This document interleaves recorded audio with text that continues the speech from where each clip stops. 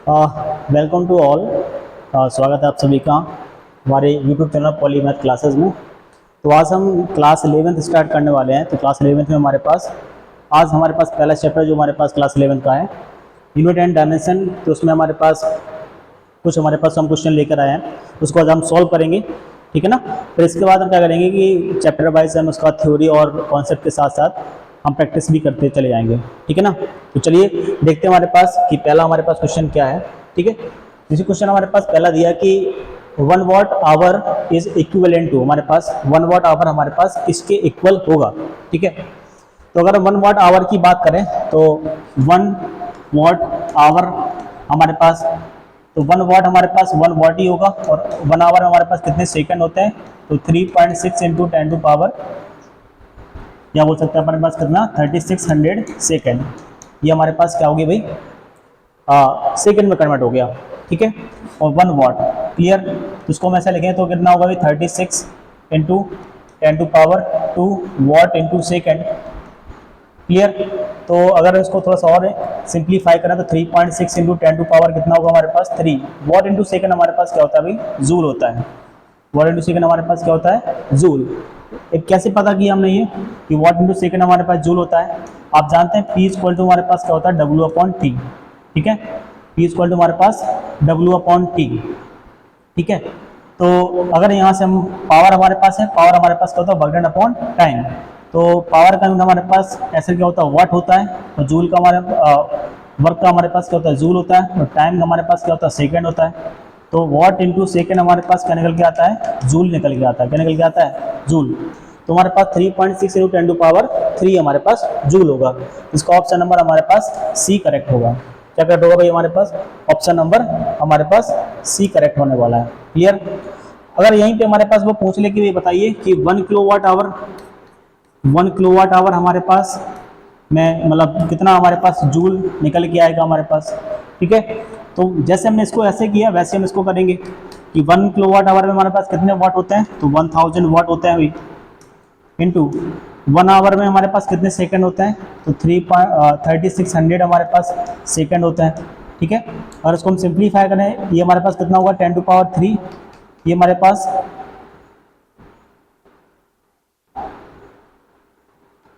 पास क्या होगा भाई 36 इंटू 10 टू पावर 2, ये कितना होगा हमारे पास 36 into 10 to power 5 watt into second. अगर इसको और सिंप्लीफाई करें तो कितना होगा 3.6 इंटू 10 टू पावर 6 जूल। तो 1 किलोवाट आवर हमारे पास किसके इक्वल होता है भाई 3.6 इंटू 10 टू पावर 6 जूल के इक्वल होता है, क्लियर बात। अगले क्वेश्चन की बात करेंगे अपन, क्वेश्चन नंबर सेकंड, ठीक है। क्वेश्चन नंबर सेकंड है कि हमारे पास the pressure of the 10 to power 6 dyne per centimetre square is equivalent to, ठीक है। तो हमारे पास प्रेशर दिया है क्या 10 to power 6 dyne per centimetre square. अब इसको हमें कन्वर्ट करना ऑप्शन के अकॉर्डिंग क्या भाई न्यूटन पर मीटर स्क्वायर, न्यूटन पर मीटर स्क्वायर, न्यूटन पर मीटर स्क्वायर, यानी सिंपल सा कहने का मतलब ये इसको हमें न्यूटन पर मीटर स्क्वायर में कन्वर्ट करना होगा, ठीक है। तो आपको एक चीज पता होना चाहिए क्या भी कि आप जानते हैं कि 1 न्यूटन हमारे पास कितना होता है 10 टू पावर 5 डाइन के इक्वल होता है, क्लियर। और 1 मीटर हमारे पास कितना होता है भाई 100 सेंटीमीटर के इक्वल होता है, क्लियर। तो यहाँ पे हमारे पास अगर हम डाइन की बात करें, डाइन से हमें किस में कन्वर्ट करना है भाई न्यूटन में कन्वर्ट करना है, ठीक है। तो अगर हम डाइन की बात करें तो 1 डाइन हमारे पास किसके इक्वल होगा भाई 10 टू पावर -5 न्यूटन के इक्वल होगा, क्लियर। तो यहाँ पे हमारे पास क्या सेंटीमीटर स्क्वायर, तो 1 मीटर हमारे पास 100 सेंटीमीटर, तो 1 सेंटीमीटर में हमारे पास कितना होगा भाई 1 अपॉन 100 मीटर होगा, और सेंटीमीटर स्क्वायर है तो सेंटीमीटर स्क्वायर तो 1 अपॉन 100, तो क्या करेंगे भाई स्क्वायर करेंगे, तो इसका मतलब क्या होगा हमारे पास 10 टू पावर -4 मीटर स्क्वायर में हमारे पास कन्वर्ट होगा। ओके बात समझ में आई, क्लियर। तो अब इसको मैं कन्वर्ट करना है किसमें भाई न्यूटन पर मीटर स्क्वायर में, ठीक है। तो आप जानते हैं भाई कि अगर हमें सेकेंड वैल्यू फाइंड करना है तो क्या होगा हमारे पास कि 10 टू पावर 6 हो गया इंटू, है ना, डाइन को न्यूटन में कन्वर्ट करेंगे कितना होगा 10 टू पावर -5, और सेंटीमीटर को मीटर में कन्वर्ट किया कितना होगा 10 टू पावर -4, कितना निकल के आएगा हमारे पास ये 10 टू पावर 6, ये 10 टू पर ऊपर पहुंचेगा तो हमारे पास कितना होगा -1, कितना निकल गया है 10⁵ न्यूटन पर मीटर स्क्वायर। ये हमारे पास आंसर होगा, यानी ऑप्शन नंबर हमारे पास क्या करेक्ट होने वाला भाई, ऑप्शन नंबर हमारे पास पहला हमारे पास करेक्ट होगा 10⁵ न्यूटन पर मीटर स्क्वायर। क्लियर बात समझ में आई? आगे बात करेंगे भाई, क्लियर। अगला क्वेश्चन हमारे पास क्या है, अगला क्वेश्चन हमारे पास कि consider the rho equal to 2 gram per centimetre cube, यानी हमारे पास डेंसिटी की बात कर रहे हैं अपन लोग। तो डेंसिटी हमारे पास रो इक्वल टू कितना होगा 2 ग्राम पर सेंटीमीटर क्यूब। तो कन्वर्ट इनटू द एमकेएस, है ना, एमकेएस में मुझे कन्वर्ट करना है। एमकेएस में कन्वर्ट करने का मतलब क्या है, एमकेएस में कन्वर्ट करने का मतलब है कि ग्राम को हमें किस में कन्वर्ट करना भी, किलोग्राम में कन्वर्ट करना है, और सेंटीमीटर को हमें किस में कन्वर्ट करना भाई, मीटर क्यूब में कन्वर्ट करना है। बात समझे ना, यानी ग्राम को किलोग्राम में और सेंटीमीटर को किस में करना भाई, मीटर में कन्वर्ट करना है। क्लियर? आप जानते हैं भाई, तो ग्राम से किलोग्राम में कन्वर्ट करेंगे कितना होगा 2 इंटू 10⁵ कितना होगा 3 अपॉन सेंटीमीटर से मीटर में। क्लियर? तो आप जानते हैं कि 1 मीटर में हमारे पास कितना होगा 100 सेंटीमीटर होता है। तो 1 सेंटीमीटर में हमारे पास कितना होगा 1/100 मीटर होगा। और क्यूब की बात करेंगे तो 1 सेंटीमीटर क्यूब, यानी 1/100 का क्या होगा भाई, क्यूब होगा। यानी सिंपल से कहने का मतलब क्या, 10⁻⁻6 की बात कर रहे हैं अपन लोग, ठीक है ना, 10⁻⁻6 होगा यहाँ पे। क्लियर? यहाँ पे मान लेते हैं हमारे पास अभी ये कितना होगा हमारे पास 10⁻⁻6 मीटर क्यूब, यानी 1 सेंटीमीटर क्यूब इक्वल टू कितना होगा हमारे पास 10⁻⁻6 मीटर क्यूब। ओके, ठीक है। अब बस मीटर क्यूब से हमारे पास सेंटीमीटर क्या हुआ हमारे पास मीटर क्यूब, कितना हुआ 10⁻⁻6, कितना होगा ये 2 इंटू 10⁻3 ऊपर पहुंचेगा, प्लस का हमारे पास 6 होगा भाई। क्लियर बात, ठीक है ना। तो हमारे पास कितना निकल के आएगा भाई, अच्छा गड़बड़ कर रहा है कुछ, तो यहाँ से हमारे पास कितना होगा भाई 1 सेंटीमीटर क्यूब, तो क्यूब करेंगे हमारे पास कितना होगा 10⁻6 हो गया, ठीक है। तो यहाँ पे हमारे पास कितना होगा भाई 10⁻6 की बात करेंगे, ठीक है। तो यहाँ पे हमारे पास कितना होगा ये 10⁻6 कितना होगा 2 इंटू 10⁻3, और ये माइनस होगा कितना होगा 2 इंटू 10⁻³ किलोग्राम पर मीटर क्यूब, यानी ऑप्शन नंबर हमारे पास ए करेक्ट होगा। क्या करेक्ट होगा भैया हमारे पास, ऑप्शन नंबर पहला हमारे पास करेक्ट होगा, ठीक है। अगले क्वेश्चन की बात करें, क्वेश्चन हमारे पास है कि the density of the mercury, हमारे पास डेंसिटी किसकी गिवन है भाई, मरकरी गिवन है कितना 13600 किलोग्राम पर मीटर क्यूब। तो इट्स वैल्यू ऑफ सीजीएस, इसको हमें सीजीएस में कन्वर्ट करना है। तो सीजीएस में आसानी से, सीजीएस का मतलब क्या हमारे पास, सीजीएस का मतलब होता है कि हमारे पास इस किलोग्राम को किस में कन्वर्ट करना भी, ग्राम में कन्वर्ट करना है, मीटर को इसमें कन्वर्ट करना भी हमारे पास, मीटर को हमारे पास सेंटीमीटर, यानी मीटर क्यूब को हमें किस में कन्वर्ट करना है, सेंटीमीटर क्यूब में करना है, ठीक है। करते हैं भाई, तो 13600, तो किलोग्राम से ग्राम में जाएंगे हमारे पास, तो 1 किलोग्राम में कितने हो गए भाई 1000 ग्राम होते हैं, ठीक है, 1000 ग्राम, ठीक है। तो 1000 अपॉन मीटर से सेंटीमीटर में जाएंगे भाई, तो 1 मीटर में कितने सेंटीमीटर भाई 100 सेंटीमीटर, तो क्यूब है तो कितना होगा 10⁻6 हमारे पास यहाँ पर हो जाएगा। तो कितना होगा 13600 इंटू 10⁻3 और 10⁻6 ऊपर पहुँचेगा, कितना होगा ये 13600 इंटू 10⁻3, तो यहाँ पे कितना आएगा भाई 136, 2 जीरो यहाँ पर है हमारे पास, तो यहाँ पे कम हो जाएगा, तो 10 हमारे पास कितना होगा -1, तो ये आएगा हमारे पास क्या 1.36 ग्राम पर सेंटीमीटर क्यूब। अच्छा, पिछले वाले क्वेश्चन में कुछ गलती की अपन ने, अच्छा यहाँ पे गलती की है, तो ग्राम से किलोग्राम में कन्वर्ट करेंगे तो यहाँ पे हमारे पास माइनस आएगा, ओके। तो हमारे पास यहाँ पे आंसर भी गलत होएगा भी, कितना होगा 2 इंटू 10⁻, ठीक है। और ये चीज़ अपन सही कर रहे थे, कितना होगा यहाँ पे हमारे पास ये 10⁻⁻6 होगा हमारे पास, ठीक है, मीटर क्यूब, ये हमारे पास माइनस, ऊपर जाएंगे -3 प्लस का 6, कितना आएगा 2 इंटू 10⁻3 किलोग्राम पर मीटर क्यूब, ये हमारे पास आंसर होगा। यही ऑप्शन नंबर ए हमारे पास, ऑप्शन नंबर हमारे पास क्या होगा भाई सी हमारे पास करेक्ट, सॉरी ऑप्शन नंबर हमारे पास क्या करेक्ट होगा भाई, ऑप्शन नंबर बी हमारे पास करेक्ट होगा, 2 इंटू 10⁻3 किलोग्राम पर मीटर क्यूब, ठीक है। इसलिए सॉरी थोड़ा सा हमने यहाँ पे ध्यान नहीं दिया, ठीक है। चलिए आगे बढ़ते हैं भाई। क्लियर, ये समझ में आया भाई हमारे पास। तो ऑप्शन नंबर हमारे पास यहाँ पे करेक्ट, क्या करेक्ट होगा भाई, ऑप्शन नंबर ए करेक्ट होगा। क्लियर, आगे बढ़ते हैं। अभी क्वेश्चन हमारे पास बहुत पूछा जाता है, ठीक है। क्या पूछा भाई कि अ डायमेंशनलेस क्वांटिटी, हमारे पास डायमेंशनलेस क्वांटिटी का मतलब क्या है, एक ऐसी यूनिट हमारे पास, ठीक है, मतलब हमारे पास डायमेंशनलेस क्वांटिटी का मतलब क्या है, जिसका कोई डायमेंशन ना हो। जैसे ऑप्शन नंबर फर्स्ट दिया क्या, नेवर हैज ए यूनिट, ऐसा तो नहीं है भाई हमारे पास। जैसे अगर हम एंगल की बात कर लेते हैं भाई, एंगल हमारे पास इसका यूनिट होता है भाई क्या, रेडियन, इसका यूनिट तो है हमारे पास, है ना, बट इसका डायमेंशन नहीं है, इसका डायमेंशन हमारे पास नहीं होता है। बात समझे कि नहीं। तो ऐसा तो नहीं है कि इसका हमारे पास कभी भी यूनिट नहीं होगा तो हमारे पास डायमेंशन नहीं होगा, तो अब पहला ऑप्शन तो हमारे पास गलत है। क्लियर, बात समझ गए। फिर अगला option, always has unit, unit तो कभी हो ही नहीं सकता, मतलब यूनिट नहीं होगा तो हमारे पास डायमेंशन भी नहीं होगी, ठीक है। मे हैव अ यूनिट, क्या यूनिट हो भी सकता है, डज नॉट एग्जिस्ट, ये तो गलत है। हमारे पास ऑप्शन नंबर क्या होगा, हमारे पास ऑप्शन नंबर सी, ठीक है।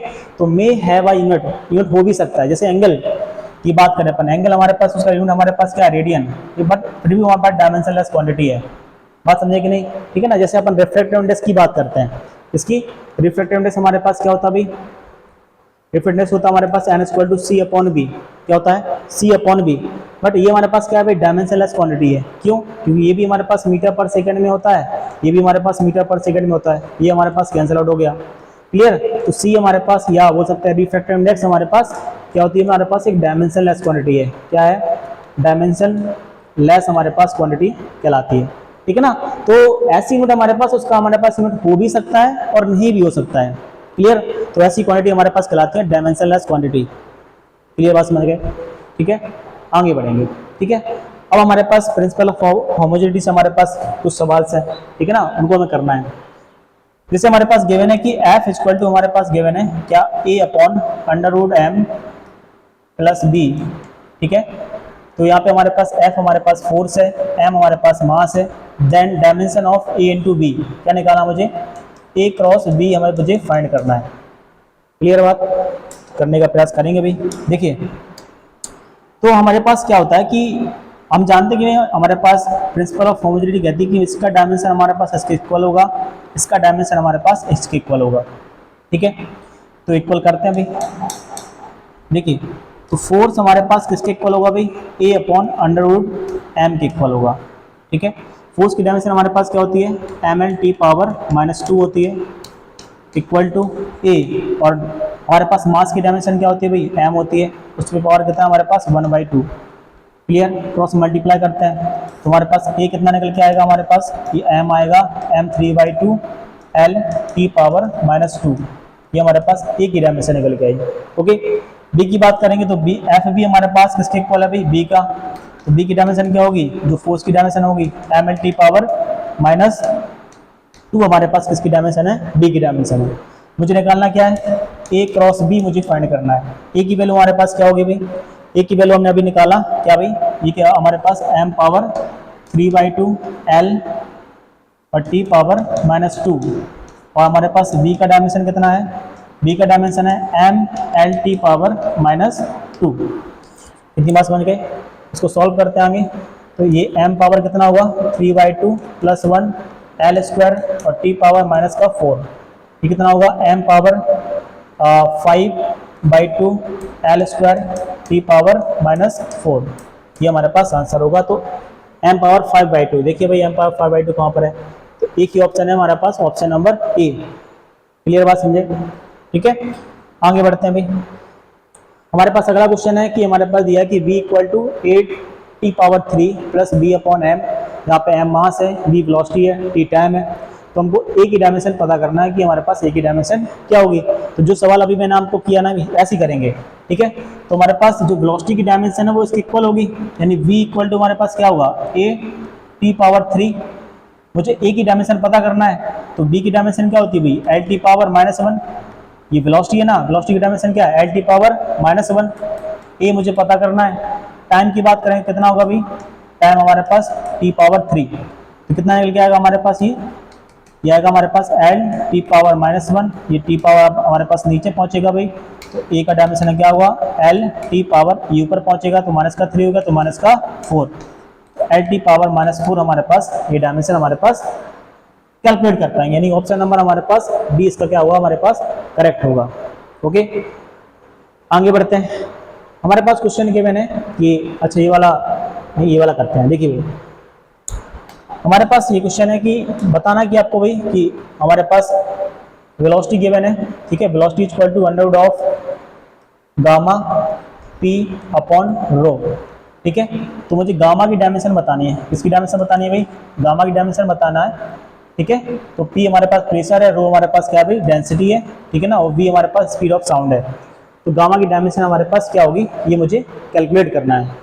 एक काम करते हैं कि गामा की डायमेंशन निकालना, तो बोथ साइड हमारे पास क्या रहते हैं, स्क्वायर कर लेते हैं। तो वी स्क्वायर इक्वल टू क्या होगा, गामा पी अपॉन रो। ओके, तो यहाँ से हम गामा की वैल्यू निकालते हैं, गामा इक्वल टू क्या होगा, V square rho upon P.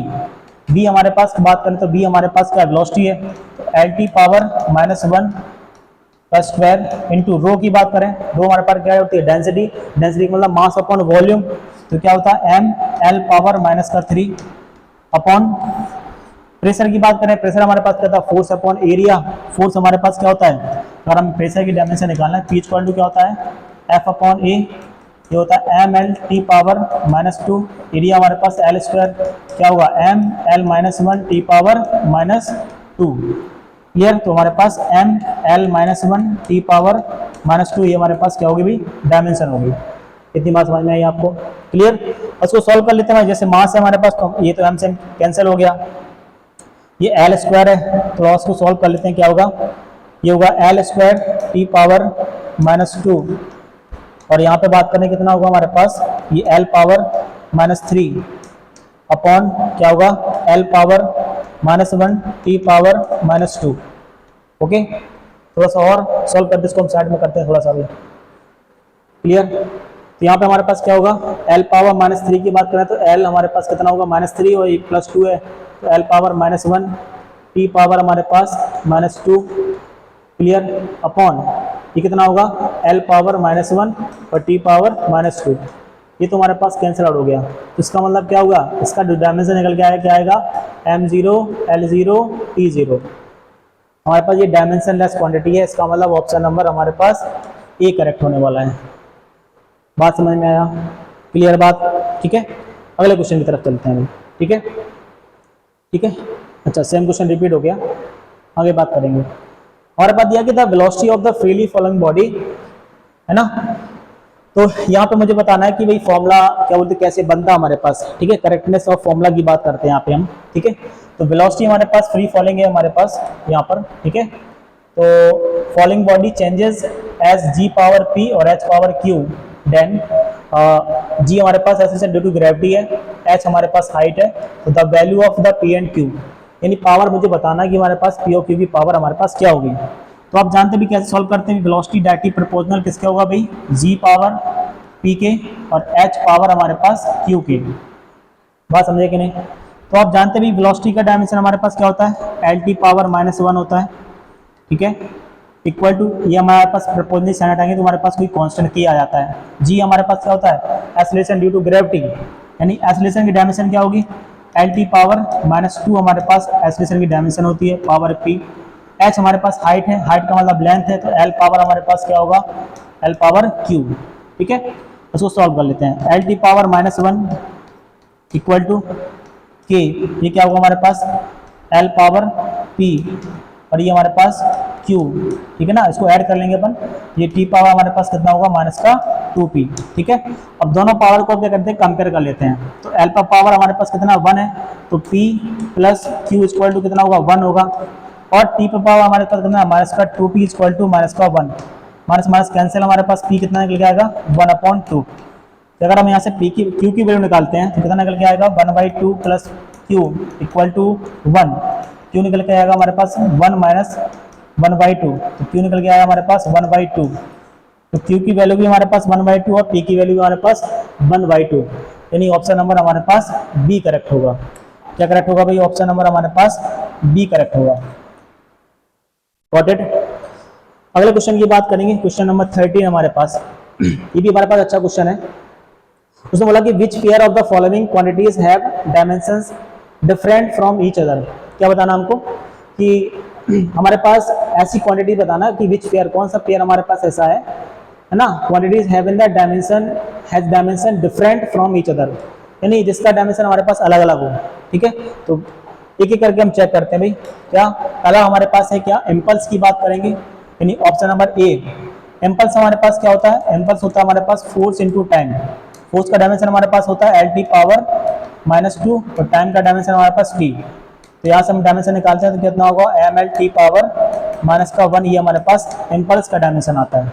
Okay, अगर लीनियर मोमेंटम की बात करें तो p होता है हमारे पास p equal to m into V होता है, m मास हो गया और ये वेलोसिटी क्या होता है lt पावर -1।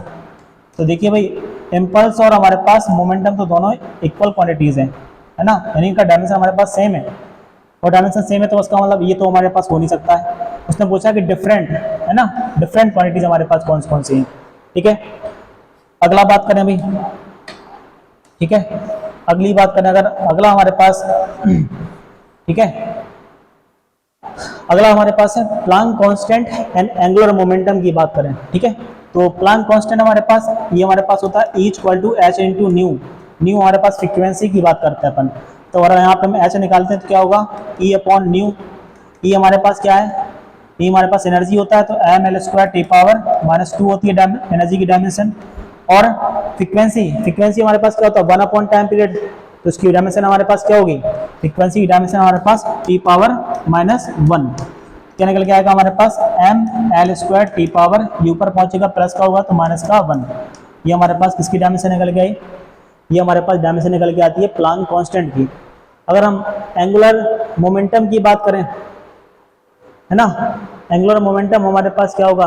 ठीक है, तो यहाँ तो एंगुलर मोमेंटम की हमारे पास डायमेंशन हमारे पास कितना निकल के आता है, ml² टी पावर -1 ही निकल के आता है। ठीक है, अगर हम मोमेंट ऑफ इनर्शिया और मोमेंट ऑफ फोर्स की बात करें, जैसे ऑप्शन नंबर सी की बात करें, मोमेंट ऑफ इनर्शिया, तो I इक्वल टू हमारे पास होता है mr²। m हमारे पास मास होता है तो m की डायमेंशन तो m होगी, और r हमारे पास क्या डिस्टेंस होता है, लेंथ होता है, तो l² हो गया। तो इसका डायमेंशन हमारे पास कितना निकल के आएगा, ml²। ये तो हमारे पास मोमेंट ऑफ इनर्शिया की डायमेंशन निकल के आई। और टॉर्क की बात करें अपन, टॉर्क, ये मोमेंट ऑफ फोर्स का मतलब क्या होता है, मोमेंट ऑफ फोर्स का मतलब होता है टॉर्क। टॉर्क होता है हमारे पास force into perpendicular distance. Force हमारे पास क्या होता है ml टी पावर -2 और डिस्टेंस हमारे पास क्या है l होता है, तो ये तो हमारे पास निकल के आता है कितना ml² टी पावर -2। ये तो हमारे पास क्या होगा भाई, एनर्जी की डायमेंशन है।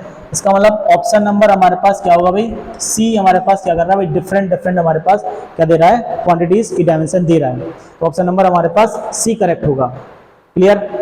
अगर हम डी की बात करें तो डी हमारे पास ऑप्शन क्या है, डी ऑप्शन हमारे पास यंग मॉडुलस। तो यंग मॉडुलस हमारे पास फोर्स अपॉन एरिया होता है, क्या होता है, फोर्स अपॉन एरिया। तो फोर्स का डायमेंशन क्या होता है ml टी पावर -2 और एरिया हमारे पास l²।